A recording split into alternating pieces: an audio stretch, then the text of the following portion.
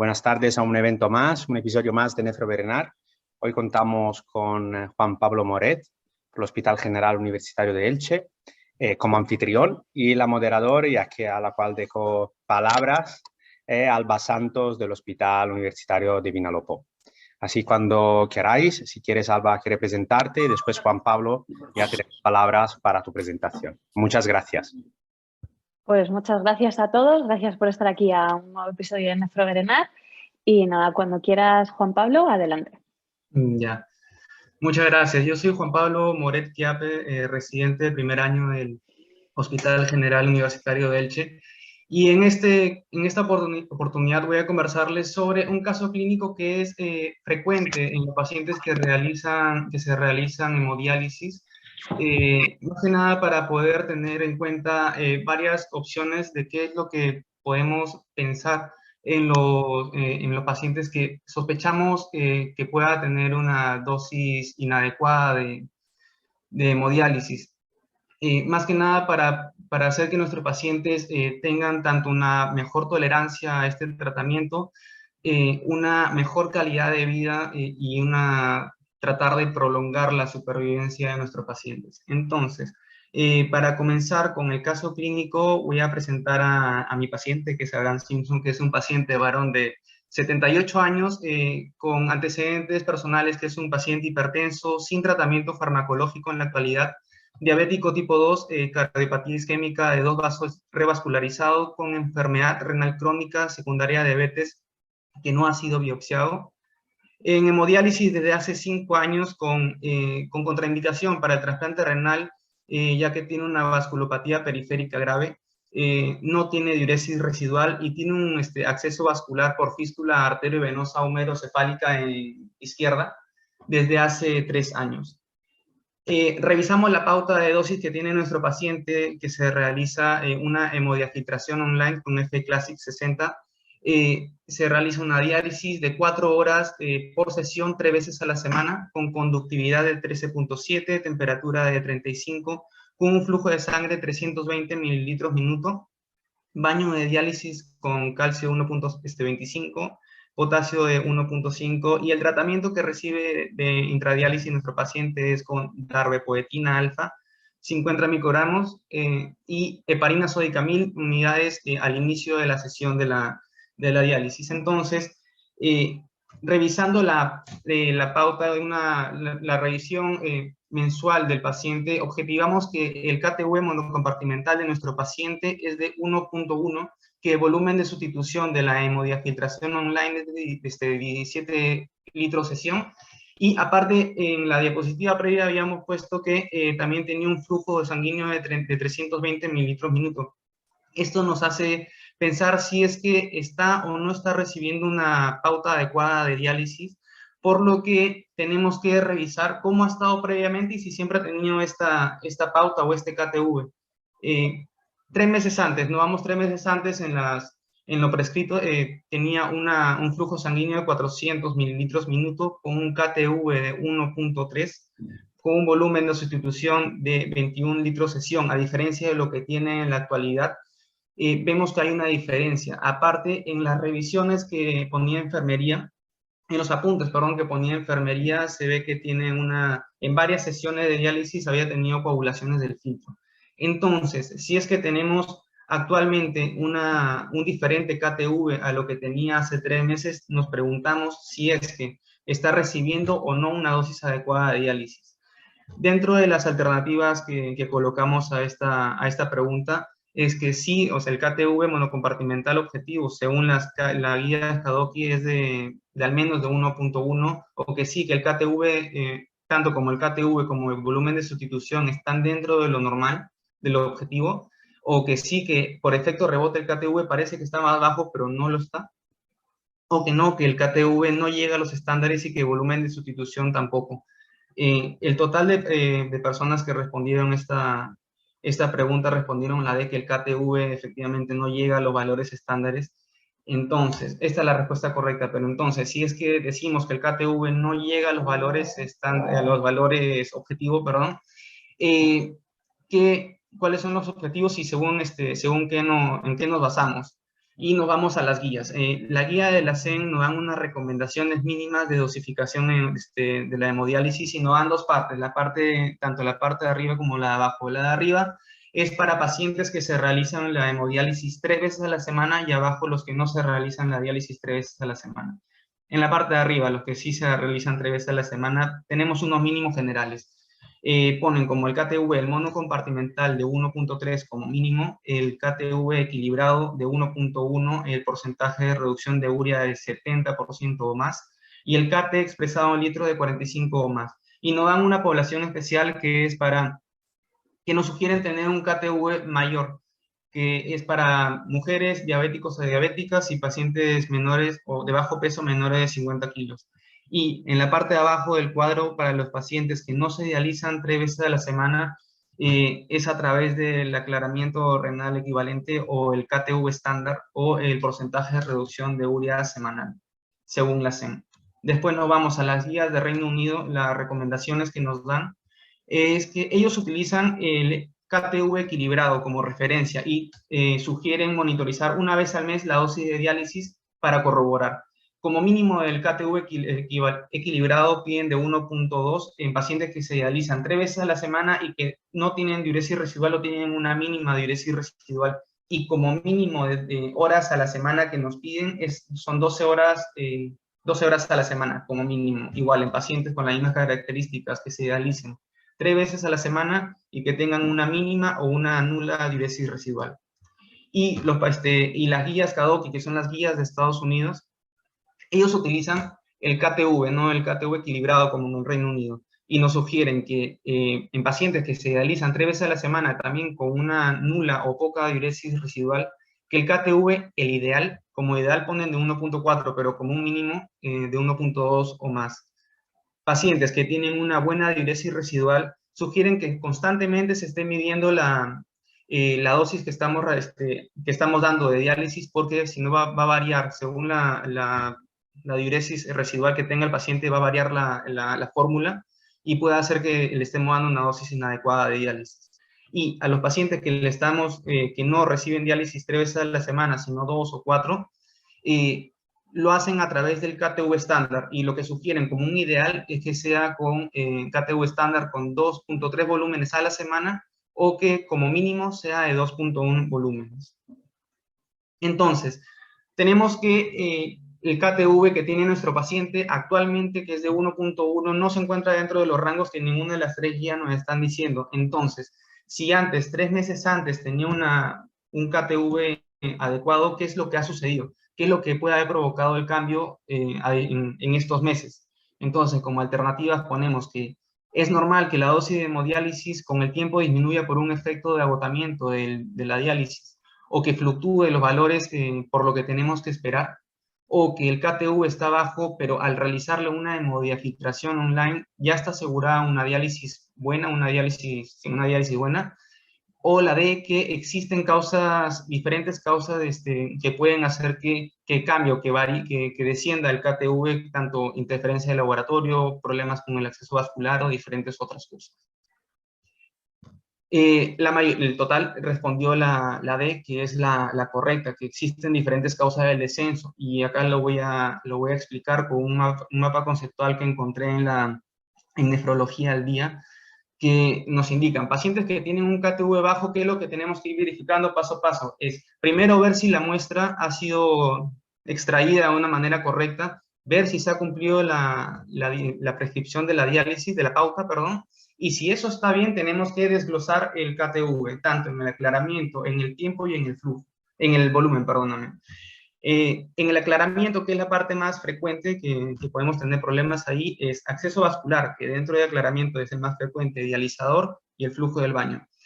El acceso vascular, ver si podemos aumentar o no el flujo de diálisis, el flujo de sanguíneo, perdón, medir la recirculación, valorar las presiones de acceso, aumentar el calibre de la aguja si se puede, y descartar a través de una ecografía Doppler estenosis del acceso vascular. Del dializador, ver si es que ha cambiado las características del dializador con el tiempo. Tenemos que ver si tenemos que aumentar o no la superficie, el área de superficie de nuestro dializador, aumentar el COA o aumentar la anticoagulación que se coloca en el circuito. Si eso está bien, ver el flujo del baño, que tiene un efecto modesto, por eso no lo tocan mucho acá. Está bien el aclaramiento, nos vamos al tiempo. A los pacientes que se realizan hemodiálisis, por ejemplo, nuestro paciente tenía una diálisis de 4 horas. No necesariamente por haber pautado 4 horas de hemodiálisis es que recibe esas 4 horas, porque hay alarmas en la hemodiálisis que cada alarma son segundos que para la hemodiálisis y no va a cumplir las 4 horas. Puede ser que por tantas alarmas que pueda tener, no sean las 4 horas, sino 3 horas 45, 3 horas 40 minutos que se realice y no va a cumplir las 4 horas que estamos estableciendo.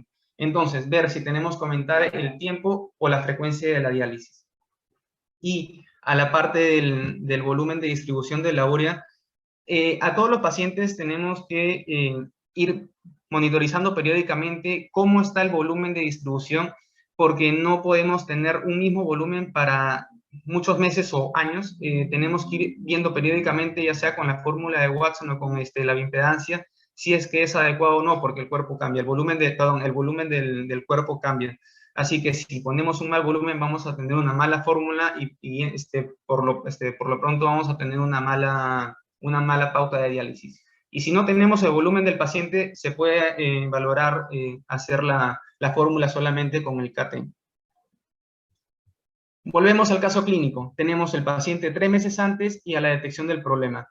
A la mano izquierda está tanto la superficie del área y superficie del dializador como el COA de nuestro paciente, y tenemos que 3 meses antes el flujo estaba en 400 y ahora está en 320. El KT estaba en 49, ahora en 44. El KTV de 1.3 a 1.1, volumen de sustitución de 21 a 17.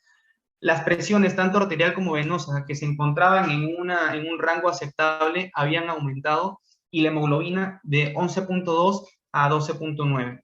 Entonces, tenemos ahora una comparación de diferentes puntos de los cuales podemos abordar y ver cuál de ellos podemos modificar para así mejorar esta pauta que le estamos dando a nuestro paciente. Lo que se hizo en el caso clínico es estos procedimientos. Como la hemoglobina estaba en 12.9, lo que se recomienda es que mantengamos una hemoglobina entre 10 y 12 gramos de decilitro. Este paciente tenía casi 13, por lo que se disminuyó la darbepoetina en primer paso. Después, uy, se me fue. Perdón, ya está. Después, como habían apuntado en la enfermería que había en varias ocasiones coagulación del circuito, aparte se objetiva que hay una disminución del flujo sanguíneo, lo que se hace es aumentar la dosis de heparina de 1.000 unidades a 3.000 unidades. Se realiza una ecografía Doppler de la fístula, siendo normal, no tenía ni estenosis ni se había trombosado, y se objetiva que hay un error en la transcripción, que en vez de colocarle una aguja de 15G, se había colocado una aguja de 17G, por lo que se pide el cambio de aguja, se cambia el dializador y al final tenemos este resultado. 3 meses después, después de todos los cambios que habíamos hecho, también aumentando el área de superficie del dializador, como con el COA y los diferentes cambios que había mencionado, tenemos el flujo sanguíneo de 400, un KT de 55, el KTV de 1.1 pasó a 1.48 3 meses después, aumentó el volumen de sustitución a 24 litros, y las presiones tanto arteriales como venosas sabían o ya la tenemos en un rango aceptable. Y la hemoglobina la lograron mantener entre 10 y 12, está en 11.7, pero está en el rango aceptable.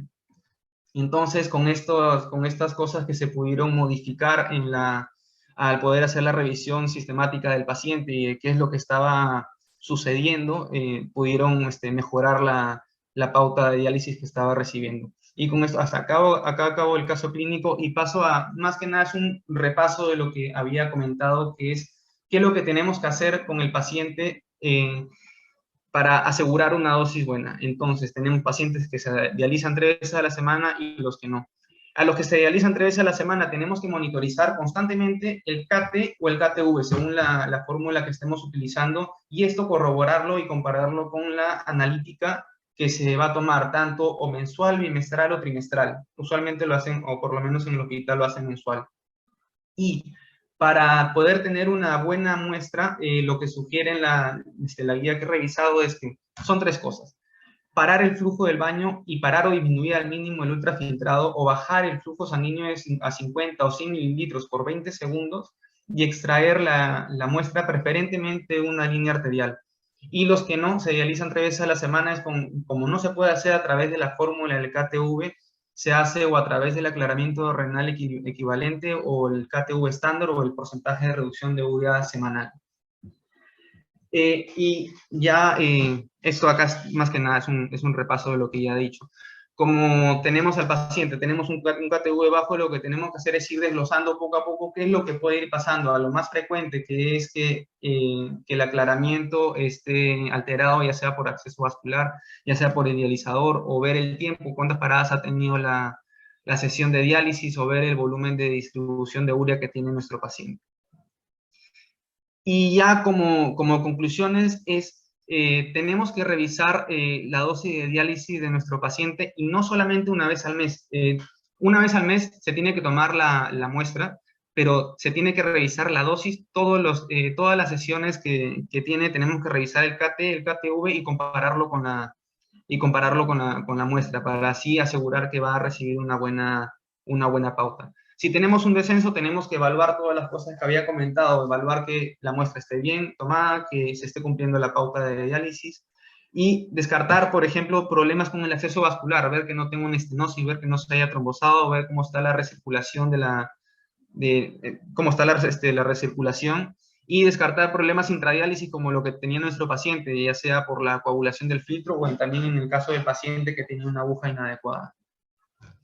Y ya como última pregunta para acabar la sesión es... Ahí se cambió solo. Bueno, la última pregunta para acabar la sesión es, hasta que encontremos la causa de descenso en la dosis de diálisis, ¿cuál de estas medidas no tendría efecto beneficioso para mejorar la sesión de esta? Entonces, como alternativa tenemos que el flujo no se puede aumentar porque es intrínseco de la fístula, que se puede cambiar a un dializador de mayor superficie o aumentar el flujo del baño de diálisis o aumentar el tiempo de diálisis.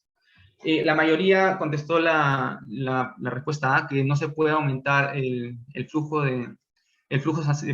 sanguíneo, ya que es intrínseco de la fístula. Esta es la incorrecta, porque el flujo sanguíneo sí se puede cambiar. Lo que es intrínseco de la fístula es el flujo del acceso, más no el flujo sanguíneo. Y nada, con esto acabaría ya la sesión. Esta es la bibliografía donde he sacado toda la sesión y nada, muchas gracias por su tiempo. Muchas gracias, Juan Pablo. Me ha parecido un caso muy bonito, quizá porque, bueno, a mí la diálisis me gusta mucho, es en lo que trabajo y es lo que más me gusta y en lo que estoy centrando mi tesis, pero es que además me parece no solo un caso bonito, sino súper frecuente, que un paciente no llegue a KTV y de repente te encuentras en la revisión que no estás dializándolo bien y no sabes por qué.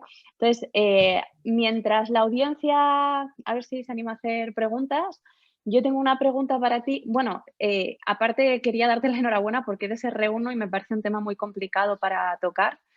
O sea que enhorabuena, tienes ya mucho camino ganado si ya manejas esto. Y quería hacerte una pregunta así general, no tanto del caso clínico, sino ¿cuál es la conclusión que tú sacas o lo más importante que has aprendido con este caso clínico? Ya, o sea, lo más importante me parece que tenemos que revisar no solamente, como la conclusión que puse, que no solamente una vez al mes que tenemos que revisar al paciente de la dosis de diálisis, sino que tiene que ser el KTV que tenemos que estar monitorizándolo constantemente, sesión a sesión, para así asegurarnos que va a tener una pauta adecuada. Muy bien. Eso estoy completamente de acuerdo. No sé si en el resto de hospitales todos miráis los monitores de todos los pacientes todos los días. No sé si me queréis contestar o cómo lo hacéis. A ver, nosotros en el PSET normalmente no se miran todos los días todos los monitores. Normalmente sí que la enfermería lo revisa, lo apunta en el informe y si ven alguna alteración tal vez te avisan. Y no sé, el resto. Nosotros tenemos una pregunta, no sé si se puede ya. Claro. Una pregunta, es que nos hemos fijado que el paciente ya lleva un filtro de una superficie un poquito menor. ¿Tenía algún motivo para que fuera con ese filtro? ¿O fuera el que habíais puesto de inicio y como antes estaba consiguiendo KTVs adecuados, se había mantenido? Se había estado idealizando con ese filtro ya un tiempo. El motivo por el cual inició con ese filtro no lo sé, pero se había mantenido bien con ese filtro ya. Vale. Y bueno, Las agujas, ¿no? sí, y las agujas que normalmente estáis utilizando, ¿qué Es- criterio se utiliza normalmente? ¿Vos en base a enfermería más de facilidad de pinchar la fístula? Perdón, no entendí la pregunta. No, el tema de las agujas, porque yo no tenía tan... Bueno, sabía que a veces sí que se utilizan diferentes agujas, pero si me puedes decir algo de cuándo se utilizan unas u otras, o en principio se empieza con un tipo de agujas y después, en función de la evolución de si no alcanza KTV se decide cambiar. No lo sé, o sea, sé que en enfermería, por lo menos en crónicos, utilizan la 15G o la 16G, pero con cuál inician, no lo sé. Eso no lo sé. Sí. Mira, si quieres, no sé lo que hacéis en Elche, pero si quieres te contesto lo que hacemos en el Vinalopó y lo que hacen en otros sitios. Normalmente las fístulas las empezamos a pinchar con las agujas más pequeñitas que tenemos, que son las del 17, para evitar extravasaciones en las primeras punciones, que ya sabéis que la fístula al principio está poco desarrollada y cuesta más pinchar y hay que evitar las extravasaciones para garantizar el funcionamiento de la fístula. Una vez que, esas son las primeras punciones. Las primeras diálisis siempre son a un flujo más bajito, entonces no nos importa que la aguja sea más pequeñita. A medida que enfermería va ganando confianza y la fístula se va desarrollando y vemos que no hay problemas de punción, vamos subiendo el calibre de la aguja de 17 a 16, de 16 a 15 y en general no tenemos muchos pacientes que se dialicen con agujas del 14. Pero yo donde me formé en Madrid, en el Marañón, lo habitual era llegar a agujas del 14, que si bien es verdad que tiene un calibre más gordito, te permiten llegar a un flujo de sangre brutal y hacer unas diálisis increíblemente buenas. Y no hemos visto que tengan más problemas a largo plazo, ni de estenosis de la fístula, ni de problemas de otro tipo. O sea que normalmente se empieza con agujas chiquititas y se van subiendo a la máxima que llegues. Lo que pasa es que por lo que he visto en el caso clínico, en este caso tenía una aguja más grande y por lo que fuera se empezó a pinchar una aguja más pequeña y eso no te permitía subir el flujo. Vale, muchas gracias. Y por el caso, Juan Pablo. Gracias. Yo tengo una pregunta, pero no sé si se me oye o se me ve. Las dos cosas. Se me ven las dos, vale. Vale, pues tengo una pregunta que es un poco así curiosidad, que me ha llamado la atención en la cifra de...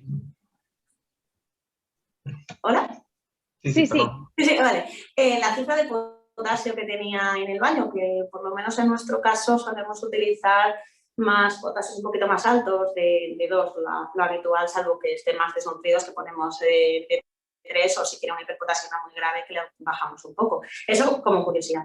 Pero así la pregunta más para ti, Juan Pablo, que por cierto me ha encantado la charla, es en cuanto a la monitorización del acceso vascular, si se lo hacéis monitorizando a todos los pacientes con ecografía o si utilizáis métodos de dilución o cómo lo hacéis. Gracias. Ahí sí, perdón, no, es una pregunta que no te puedo responder, no tengo ni idea. Mira, hola, si quieres contesto yo, que soy Leo. Bueno, ¿qué tal? Vale, mira, bueno, yo soy Leo, el tutor de Juan Pablo, y si bien es cierto, ni yo estoy en hemodiálisis, ni él ha rotado aún en nefrología, pues en este caso nos pareció interesante comentarlo. Mira, concretamente sí que estamos implementando la ecografía del acceso vascular, es algo que queremos nosotros implementar en nuestro servicio, hacerlo nosotros mismos, porque actualmente lo hace cirugía vascular, y es algo que primero queremos aprender nosotros para que también los residentes salgan aprendiendo eso. Pero actualmente lo que hacemos, cualquier baja de KTV, hacemos esta consulta a cirugía vascular, que la verdad que son muy eficientes y vienen en el momento. Pero la idea es hacerlo nosotros también, la ecografía de acceso vascular. Muy guay, es que nosotros si hacemos la interconsulta vascular ya podemos dar por perdida la fístula. Entonces sí que lo hacemos más nosotros, un poco adelantándonos a esos problemas. Bueno, yo quería comentar una cosa que no sé si hacéis o si os habéis fijado, y es que todos comentamos el KTV, todos comentamos el KT, que es muy importante tener, pero tanto el KT como el KTV se ven al final de la sesión. Entonces, hasta que no llegas al final de la sesión no sabes si el paciente se está dializando bien.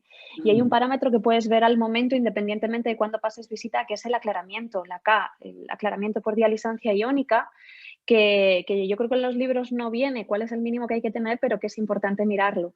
Y como es una fórmula y el KT que hay que tener al final de la sesión es mínimo 45, si despejamos la K en cualquier momento, sería un aclaramiento de 185 mililitros minuto para saber que el paciente se está dializando bien. Mínimo de 185. Entonces, a mí lo que me dijeron cuando rotaba es que tienes que garantizar o tienes que ver que el paciente, en el momento en el que tú pasas visita y ves el monitor, tiene un aclaramiento de 200, ¿vale? 200 mililitros minuto. Eso te va a asegurar que el paciente haga un buen KT al final de la diálisis. Y eso es algo que puedes ver al momento y que no hace falta que acabe la sesión, ¿vale? Entonces, yo os animo a que, aunque es verdad que enfermería se suele encargar de las sesiones y podéis ver pues, si el paciente está bien dializado o no, y enfermería te avisa. Yo la verdad es que en mi centro, no sé en los vuestros, pero en mi centro el recambio de enfermería es brutal. Es verdad que tenemos enfermeras veteranas, pero muchas de ellas o muchos enfermeros llevan poquito tiempo en diálisis y no lo dominan y no son conscientes o no saben ver si el paciente se está dializando bien o no. Entonces, se tarda muy poquito en ver el monitor, tú ves que el aclaramiento está en 200 y con eso te quedas tranquila, ¿vale? Si lo tocas un poquito, no se tarda nada. Así que eso, animaros a mirar los aclaramientos. ¿Y alguien más tiene alguna duda? ¿O algo que quiera preguntar? Bueno, yo solo quería hacer una reflexión más. Ay, perdón. Pregunta de viejo. Doctor Balmi, fíjate si es viejo. Entonces, no has comentado nada de la distancia entre las agujas o hacer una recirculación como primera causa de dosis inadecuada de diálisis, ¿no?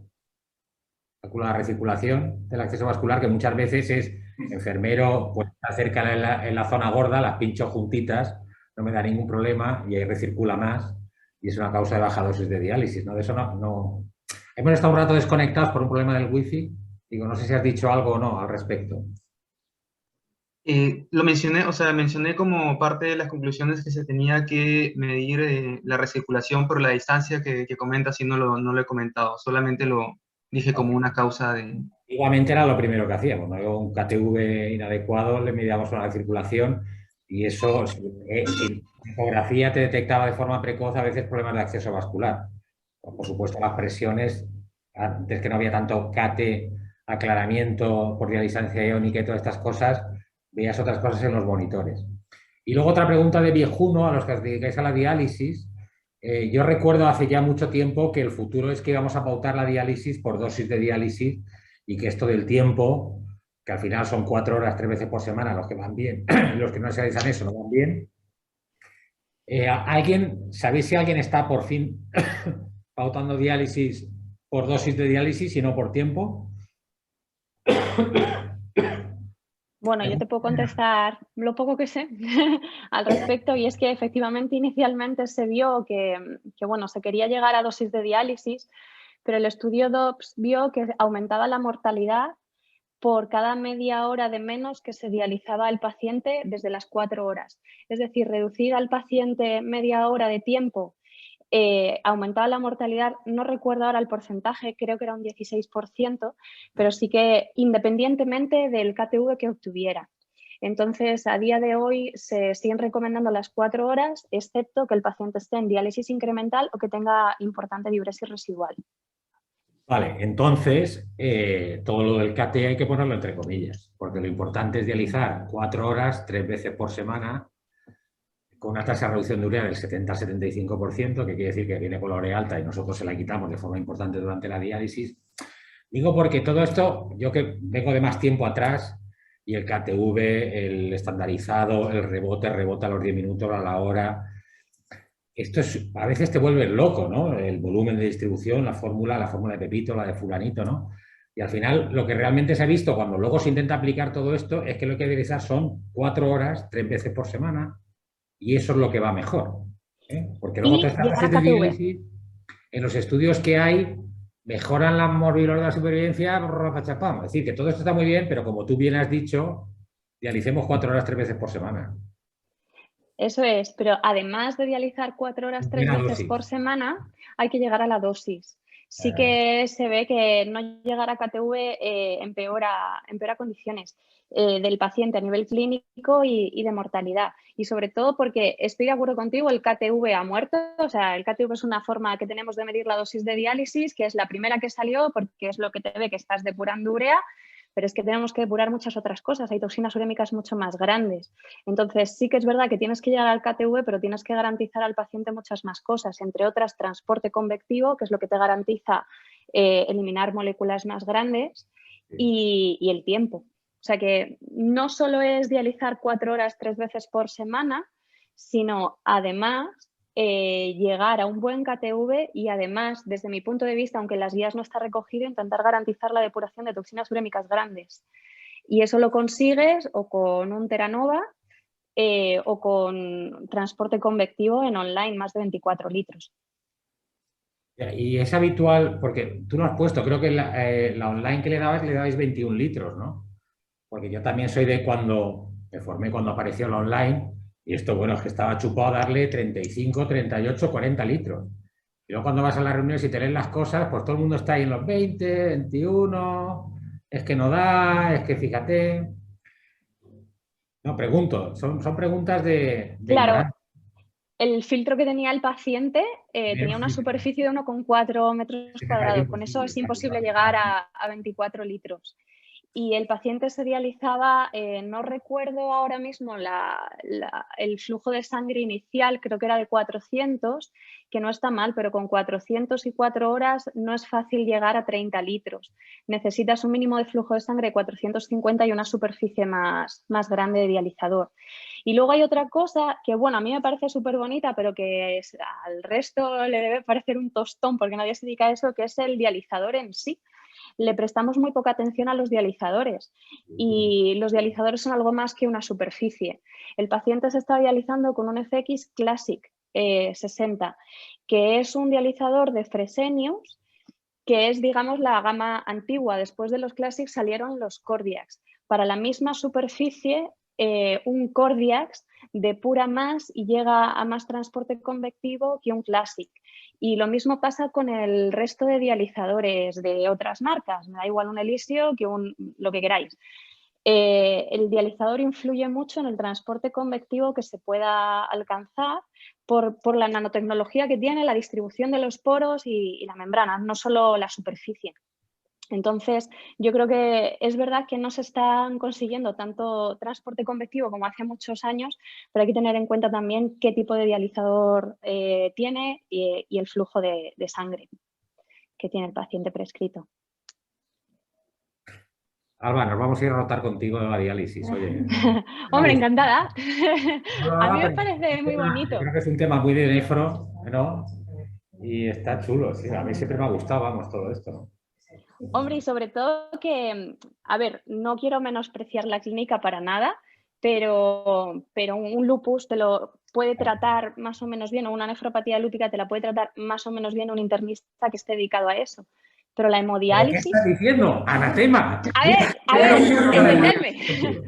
entendedme. No menosprecio la clínica. ¡Por Dios! Es verdad que por Dios, la hemodiálisis es muy difícil que la sepa manejar muy bien alguien no nefrólogo. No digo que la clínica no... O sea, tenemos un papel muy importante, no digo lo contrario, pero en la hemodiálisis no se mete nadie. Y por desgracia, pues cada vez hay más pacientes en hemodiálisis y tenemos que saber manejarlo. Y hay que asegurar una buena diálisis para todos los pacientes, que muchos de ellos son no trasplantables y otros pues no se pueden dializar en peritoneal. Es la única opción de vida que tienen. Entonces garanticémosle una buena diálisis. Sin duda ninguna, nosotros existimos porque existe la enfermedad renal crónica y la diálisis. Y eso cualquier nefrólogo lo tiene que dominar, ¿no? Y eso a veces, digo, ya que estamos en un foro de residentes, a veces dominan otra serie de cosas del día a día y esto luego te das cuenta de que es lo que hay que hacerlo bien. Y la diferencia entre que un paciente, después de 5 años en diálisis, esté bien o no esté bien, Depende del cuidado y el amor que tú le pongas al paciente y la dosis de diálisis que le des, y que esté metabólicamente bien controlado y que le dialices lo mejor posible. Porque los primeros 2 años, si aquello va solo, la máquina es un cañón. Pero de ahí a que el paciente esté muy bien y que los próximos 5 años sus complicaciones cardiovasculares, óseas, etcétera, etcétera, sean menores, depende de que tú lo trates bien desde el principio, ¿no? Y eso en la época de residencia a veces es difícil de entenderlo porque requiere ver a los pacientes durante mucho tiempo. O sea, no solamente la rotación 6 meses, le subo el fósforo, le bajo, le cambio el filtro. Todos los cambios se tarda un tiempo en ver el efecto, ¿no?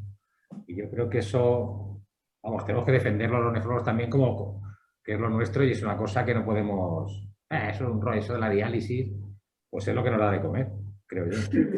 Eso es. Y solo un apunte más, muchos de los resis que estáis aquí, aunque os guste mucho el hospital o aunque os guste mucho el trasplante, en algún momento de vuestra vida, por el trabajo que hay, acabaréis en un centro de diálisis. Y a veces es como, pues estoy en un centro, a ver cuándo paso al hospital. Y en un centro de diálisis se puede hacer mucho por los pacientes, garantizándoles una buena diálisis. Y es verdad que tienes una buena calidad de vida, porque a lo mejor en un centro de diálisis no tienes guardias 24 horas, pero tienes que intentar garantizarles una buena diálisis y no es fácil. O sea, tienes que trabajar mucho y estar muy pendiente de los pacientes para, entre otras cosas, que se puedan trasplantar. Y si no se pueden trasplantar, para que puedan estar bien a nivel cardiovascular, porque es que se mueren de eso. Vamos, una defensa de la diálisis, sí, señor. Bueno, y a la nefrología en general. Bueno, no sé si alguien más tiene algún comentario o pregunta o algo más que decir.